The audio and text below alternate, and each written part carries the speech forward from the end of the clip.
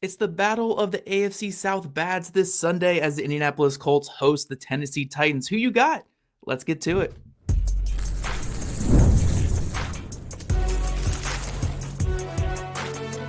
You are Locked On NFL Crossover, part of the Locked On Podcast Network. Your team every day. Thank you all for tuning in and making us your first listen of the day. This is a collaboration of your daily podcast covering the Indianapolis Colts and the Tennessee Titans, part of the Locked On Podcast Network, your team every day. This crossover Thursday is presented by Prize Picks. Download the app and use code LOCKEDONNFL to win $50 instantly when you play 5. Hello, everyone. I am Zach Hicks, your favorite film nerd over at the Locked On Colts podcast. And as always, I'm joined by Tyler Rowland of Locked On Titans for this crossover Thursday. We do have a game to talk about, so we will get to that. So again, today's episode, we're going to talk about the biggest keys to victory in the actual game that is playing on Sunday. But first, we're going to kick it off with what's going on with the Colts, what's going on with the Titans, and knowing how me and Tyler are, we're going to ramble and rant and yell as much as possible for a family-friendly show. So Tyler, let's kick it off with the Tennessee Titans here. And we could start offense, we could start defense, but let's talk about just the overall aspect of this Titans team right now. Yeah. And it is the Titans went into this past offseason with, we need to change everything that's going on right now. We have a young quarterback. We're going to give him a whole new roster to work with, a whole new coach, whole new coaching staff in general. They made big moves to L'Jarius Sneed, made big moves for Calvin Ridley, Lloyd Cushenberry at center. Like, they made a lot of huge moves this offseason, and we're 3 weeks away from the finale of this year. And they're in the same place they were last season. Yeah. They're in a worse place. Yeah. You know, think about they've won less games. They have less answers. There's less hope. You know, Mike Vrabel was a guy who I was ready to move on from, and I think it was still the right decision. But that doesn't mean that Brian Callahan is the right guy. And I think there's been a big loss of faith in the process with the Titans. And realistically, I could go through all the different reasons it didn't work, from pass rush to O-line to depth issues and all of that. But what it comes down to at the end of the day, the biggest reason is Will Levis has failed. Like, whether the experiment is over is obviously up for debate. Most likely, you look at it, Will Levis probably never plays for the Titans ever again or starts a game for the Titans, barring an injury to Mason Rudolph this year or whatever. But, I mean, I can't even rule out that he would be back on the team. But what we know is, regardless of his roster status or contract status, is he is not the Tennessee Titans quarterback of the future. And I think that is, at the end of the day, Zach, a big thing that I've been talking about all week on Locked On Titans is just the emotion of feeling this moment as a fan. And me and you know, do this for a living. We talk, we try to be biased, we try to be level-headed. But at the end of the day, as Colts fans are probably feeling too, seeing the guy that you had all your hopes on fail and knowing it in your heart. I keep saying we're taking off the two-tone glasses as a Titans tribe this week and looking each other dead in the eyes and just saying, Will Levis isn't going to lead us to a championship. Like, it's that he's not going to be that guy. I think that in its core sucks more than anything as a sports fan. And he's just too frenzied in the pocket, does not have any pocket awareness or poise, turnover prone. And he's just getting the team. The first month of the season, he killed the team with the turnovers, just killed their chances to win. And then he had gotten away from that when he came back from injury for 4 weeks. He wasn't the reason they were losing, but the other things being so bad kind of hid what he was doing, because it was good football, but it wasn't elevate the team football, which is ultimately what you need from a championship quarterback. And then he regressed right back into the turnover happy play the last couple of weeks. And again, it just kills your football team to have the turnovers and to not pay that off in any other way. You know what I mean? So the reality of Will Levis not being the answer for the Titans is the most depressing, debilitating thing of the entire season. Because like with the Colts, this year was about getting your answer, getting more information on this guy. And I keep comparing it to like a doctor's visit. You know, you're sick, you go into the doctor, they say, hey, we know what the problem is, but the problem is you have a terminal disease. And it's like, we got our answer on Will Levis, but man, it's not the answer that you wanted. So that more than anything is the big story. And that is the overarching feel of Titans fans. And I'm sure that, you know, obviously, like we'll talk about, Colts fans have a similar feeling, at least in their gut right now. Yeah, it might not be that far with the Colts, but it's not far off. It's not Right. far off. It has not been a great season from Richardson. We've seen a better play recently, but then it kind of came back to earth again against the Denver Broncos. But we'll talk about that next segment with the Colts. To look at the Titans still, especially on offense, you make this move to Mason Rudolph. What are the Titans kind of looking for with this move at quarterback? Because you're not really getting someone that you can really develop or look at quarterback. It's not a particularly like super young supporting cast around. It's a lot of free agents that brought in. Like, what are they hoping to accomplish these last 3 weeks with Mason Rudolph at quarterback? Well, I think there are still some young players on the Titans who need that development. I think J.C. Latham on the offensive line is really why I would look at it. You need J.C. Latham and Peter Skoronski to continue to develop. And when a quarterback is holding the ball so long that it's making the offensive line give up sacks, that can do damage to your psyche. You know what I mean? So I think Mason Rudolph's ability, you look at the pressure to sack rates from Will Levis to Mason Rudolph, it is night and day. And the Titans give up 5 or 6 sacks in a month, and then Levis comes back in and it's 22 in a month. It's like, okay, it's pretty obvious what's happening. And that can damage the momentum of the offensive line, which you're still going to have parts of next year, especially your most important parts. So I think that the development there is important. You want the defensive veterans who have been playing pretty decent football for most of the year. You got to keep them believing in you. And ultimately, I think it comes down to Brian Callahan more than anything. He needs to prove to ownership, like, look, my system works. I can win games with a backup quarterback that just operates cleanly and doesn't lose it for us. Like, we're a better team than we've looked like. I've been trying to develop this young quarterback, which is what we all agreed was the best plan, is to develop the young quarterback, but he's not the answer. And now it's making me look like I don't deserve my job because the young quarterback that we're all focused on isn't good enough. So I think this last 3 games is Brian Callahan saying, I got to save my job. I got to protect my future. Like, we need to win a couple games with Mason Rudolph operating my offense without any greatness. You know what I mean? To prove that not only can I lead this team to wins, but my system is a good system that can lead to points. So I think that this is really not, there are young players that need development, but the development really has to be from the head coach to prove that he deserves to be around. And that is what these last 3 weeks are truly about, if you're honest with yourself. Yeah, it's very fair. And I think Colts fans are kind of feeling something somewhat similar to, again, it's a different situation. We'll talk about it with the Colts section here. But I did want to talk about the defense real quick for the Titans. They started off really great this season. I know some of the opponents weren't the best offenses they were going against. It has gone down a little bit recently with games against the Detroit Lions where they gave up over 50 points in that game against the Bengals this past week. I know the Levis turnovers kind of made it look a little bit worse, but has the defense regressed or disappointed this season, or is it more so they were holding up this team so much early in the season against maybe some weaker offenses, and it's kind of regressed a little bit there? Yeah, I think they were never like the great defense that their number 1 yardage rating and stuff like that would indicate. I think they're a good defense that has good moments. The problem is they're terrible in the red zone. And a lot of that had to do with the turnovers and putting them in bad spots early, but they're still not good in the red zone, even with that adjusted. You know what I mean? So I think they're not good in the red zone. That hurts. They've been doing it with backups in the secondary and kind of making it work. But the real issue is the lack of pass rush.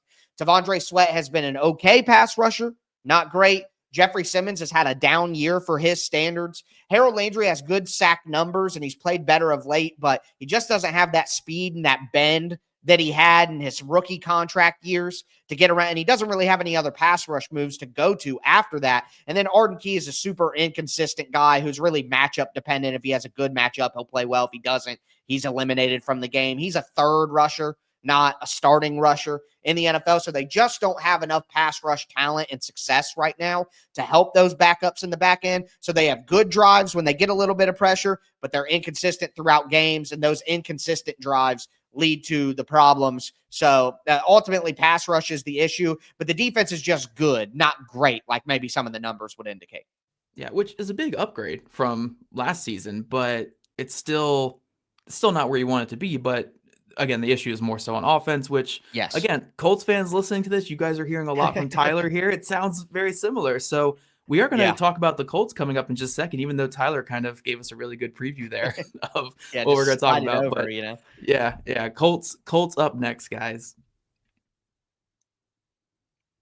It's that time of year. The college football playoff is back, and with the newly expanded 12-team format, it's guaranteed to be bigger and better than ever, bringing you all the hard-hitting and high-flying excitement that you love. TNT Sports coverage of the college football playoff begins December 21st, starting with the college football playoff kickoff show presented by AT&T at 11 a.m. Eastern. Leading into our first matchup, the SMU Mustangs battling the Penn State Nittany Lions at noon. Then the Clemson Tigers look to upset the Texas Longhorns in a showdown at 4 p.m. Eastern. Don't miss a moment of the action. Watch the college football playoff presented by Allstate live on TNT, True TV, TBS, and Max. Time truly is our most precious commodity, so don't waste it scrolling through the same mind-numbing content for hours and hours. How can you spend it wisely to improve yourself? Our sponsor, Hillsdale College, is offering more than 40 free, that's right, free online courses including Constitution 101, the meaning and the history of the Constitution, Introduction to Free Market Economics, and the rise and fall of the Roman Republic. I mean, look, guys, I'm obsessed with Rome and all sorts of ancient history, so that one seems like a very exciting one for me personally. But all of Hillsdale's courses are self-paced so that you can start whenever and tune in whenever. Plus, you can go deeper with readings, quizzes, discussions, or just enjoy the lectures. Go right now to hillsdale.edu/lockedon to enroll. There's no cost and it's easy to get started. That's hillsdale.edu/lockedon to register. hillsdale.edu/lockedon.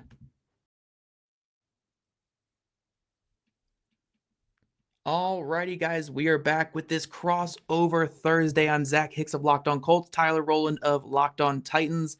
And Tyler, now we're talking about the Colts. I've been dreading this. I could just let you talk about the Colts, and I'll just leave the room here, but because you kind of covered it in your first one, Yeah, it's similar. with what you were saying about the Titans. I will add this, and then I'll let you get to your questions about the Colts here. I don't think the Colts are fully done with Anthony Richardson. If anything, I think there is still some optimism in him, but it still needs to be. Well, that's my question. Why? Yeah. Why is there still optimism? What has led you to believe that year 3, and he's still starting? So right now, I think that's more likely than Levis being back, is Richardson being back. But what is in this moment where everyone's clowning him, the completion percentage is bad, the turnovers are bad, what still gives you optimism that we can see a year 3 leap here that makes him at least serviceable? Yeah, I think especially when you compare it to a situation like Levis, for instance. So I'm not going to make this a one-to-one exactly, but we're going to generally compare the two situations here. Levis is an older prospect. Obviously, you drafted him to be more NFL ready. You have less investment in him because he was a second-round pick, where the Colts had the early investment, the 4th overall pick, a 20, 21-year-old guy, and everyone that's currently in this Colts building was involved in drafting that guy in Anthony Richardson. Brian Callahan was not involved in drafting Will Levis. So it's easier for him to make. Some say Rand Carthon wasn't involved in drafting Will Levis. Some say that was a directive given by the owner. It's out there. I'm just saying it's out there. Right. Yeah, believe what you want. Everyone needs to save their own skin a little bit, when it comes to stuff like this. But everyone involved with this Colts team was invested in Anthony Richardson. So if this coaching staff, if this general manager gets another year next season, they have to ride this ship out. And I do think there is some reason. I'm not saying a ton of reason to believe in Anthony Richardson because the second season has been rough. But again, super young quarterback, still only 22 years old. And in some way, like with Richardson, there are a couple metrics that are so darn good with him, but it's hard to really look at them when you see the completion percentage, when you see the turnovers. So it's been a concerning season. It's been a regressing season from Anthony Richardson overall. He's been better since the benching, but this past week against the Denver Broncos was a revert back to bad early season play. So you really want to see how he finishes these last 3 games. If he finishes it overall, like the games since the benching were pretty solid. Like if he can get to a high 50%, low 60% completion percentage in these last 3 games, you can ride that momentum into the offseason and hopefully figure something out from there. 2 comeback wins recently too, that kind of gets you excited, like 2 fourth quarter comeback wins. So there are reasons for optimism recently with him. But I do agree, like when you look at the big picture of we're going to go into year 3 with this quarterback, he's a 40% passer, 50% Mhm. passer at best. It's not super concerned. It's not super optimistic, when you look at Yeah. this. Yeah. So I don't think the Colts or some of the fan bases for sure. I don't think all the fans though are kind of at where the Titans are at with Will Levis, but I'm not going to say we're at over the moon with Richardson and we're saying that this is our franchise quarterback. It's more like cautious skepticism, when it comes to him, Yeah. which is a bad place to be. It's maybe not. I mean, honestly, it might be worse than being where the Yeah. Titans are. I was about to say it might not be as bad, but it might be worse, honestly, than where the I, Titans are I at think because there's you hold on a to it.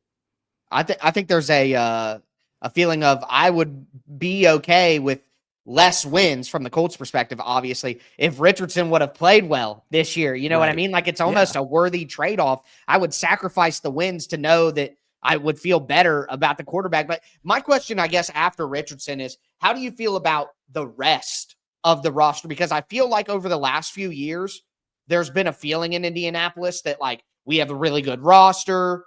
If we just had better quarterback play, we could be really, really good. Like, I feel like that's been the feeling in the way that people talk about Indianapolis locally and nationally. Like, it's this good roster that just is a quarterback away. Do you still feel like that? Because I know that there's been some struggles in other areas. Do you feel that Ballard could do what he did this year, where they just, it's like the opposite of the Titans, like we talked about? Titans went out and spent a bunch of money. The Colts really said, no, we like what we have. Well, both teams were wrong. And, or am I wrong about that? And the Colts are right.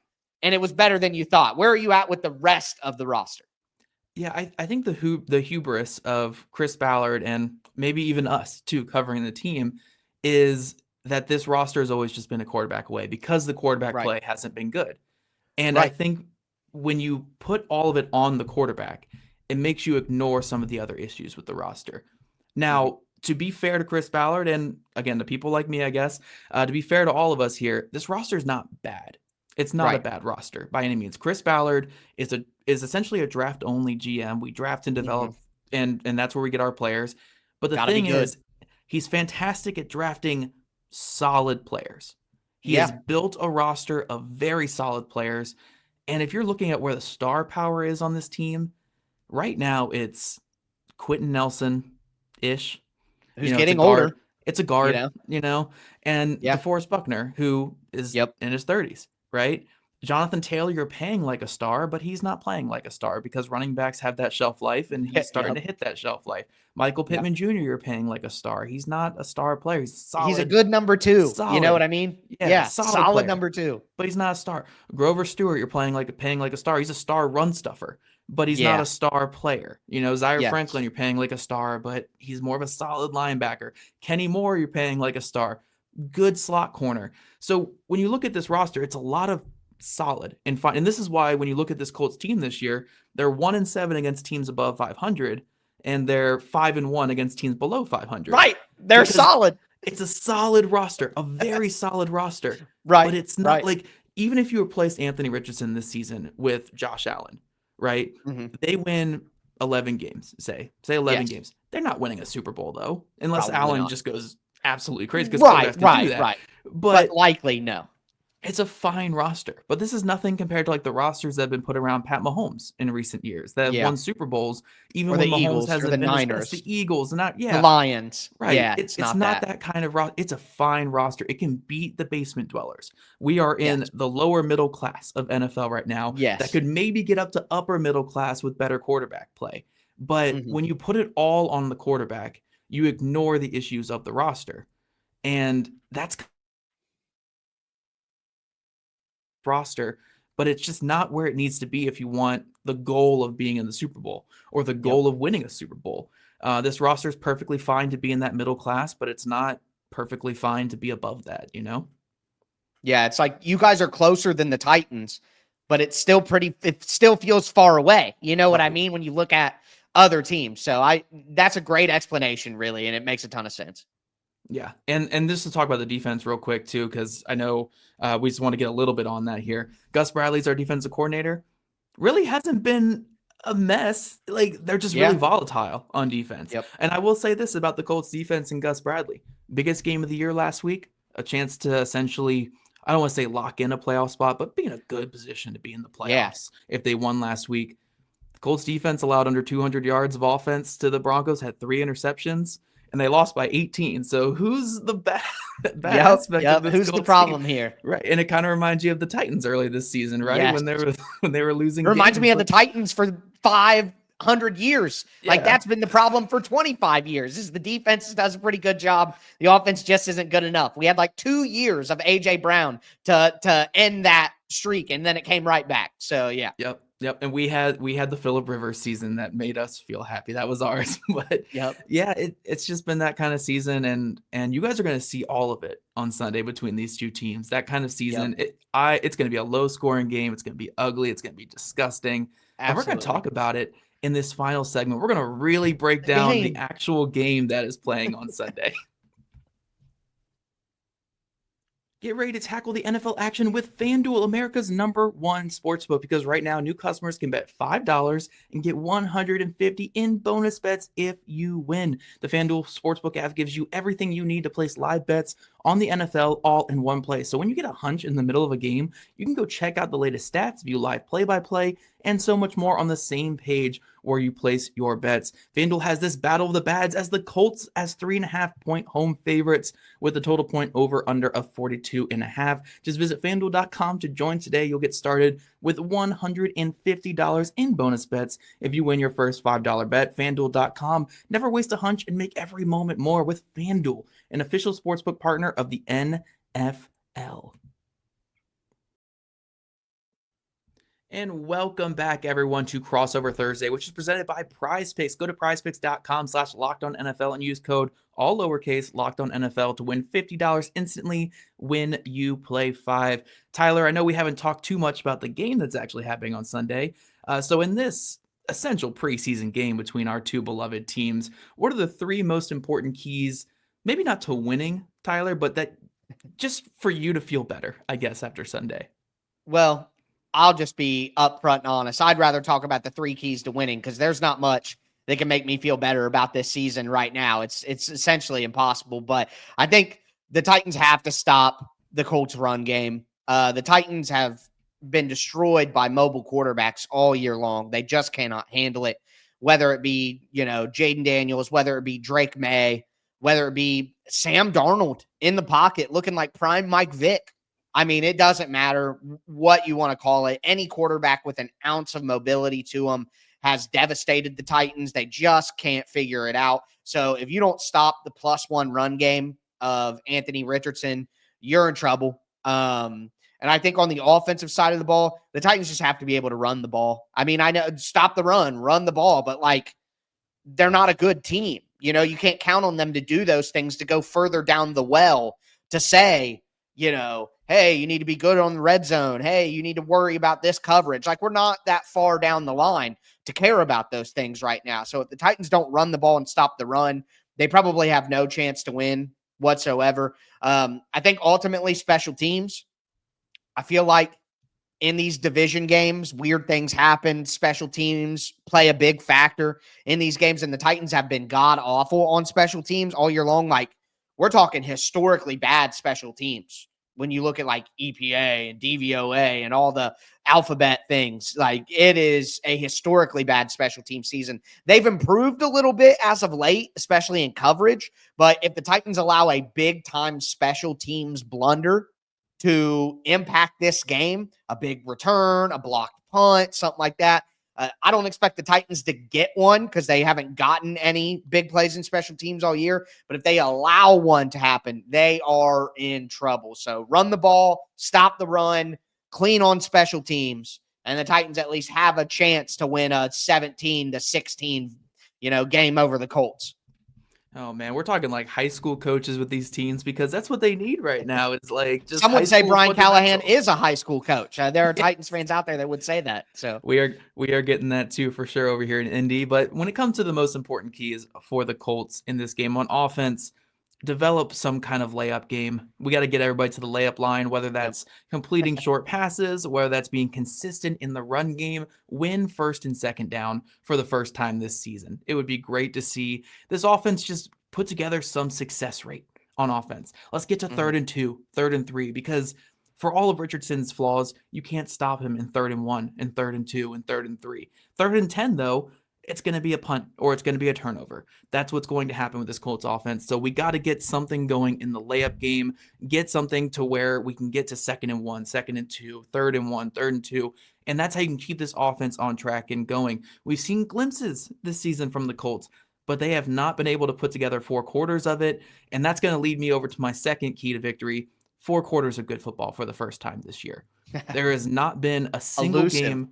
Yeah, there has not been a single game this season where the Colts have had 4 good quarters of play. Honestly, there has not been a single game this season where they've had 4 consistent quarters of either end of the spectrum. It's something. Like last week against the Denver Broncos, first and second quarter, really good football, up 13-7 at halftime against a potential playoff team.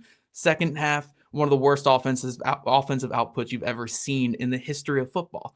That is just what this Colts team has been. We've seen it multiple times this year, where first half does not lead to success in the second half, first quarter does not lead to success in the second quarter, and stuff like. We've even seen games where against the Patriots, dreadful all the way up until the fourth quarter, come all the way back and get a victory in the fourth quarter. Let's get 4 consistent quarters of football for the first time this year and actually look like a real NFL team for all 4 quarters. And the last one, when it comes to this Colts defense, please squeeze the short passing game in this one. The Colts have had some very volatile defensive performances this season. Really good last week against the Denver Broncos. And when you're going against a quarterback like Mason Rudolph is not a Josh Allen type. He's not going to run around in the backfield. He's not going to throw off platform 30 yards down the field. Right. He's not even going to attempt many vertical passes. But he will get this offense moving if he can hit the screen game, if he can hit the quick slants, if he can get that ball out of his hand quickly. So get tight on these receivers, play close, and be competitive on those underneath throws to make life difficult for this Titans offense. So, yeah, when it comes to this Colts, 3 keys of victory here: 4 consistent quarters, get into manageable 3rd downs on offense, and on defense, take away the short passing game, which Mason Rudolph wants to live in on this game here. But Tyler, before we go, do you want to do a prediction by any chance for this one? Yeah, I'll predict nothing but sadness for both fan bases for the rest of the season. That's my prediction. My prediction is the Colts play way too many veterans in this game. They care too much about winning this game, and they end up ultimately winning. I don't know what the score is going to be in this one because, again, the Colts, we don't know if they're going to get 4 good quarters, 3 good. The Titans need to lose the game. I mean, they need Abdul Carter. So, let's go. I'm all in. Are both fan bases rooting for their teams to lose? I guess so. The Colts want the final hammer.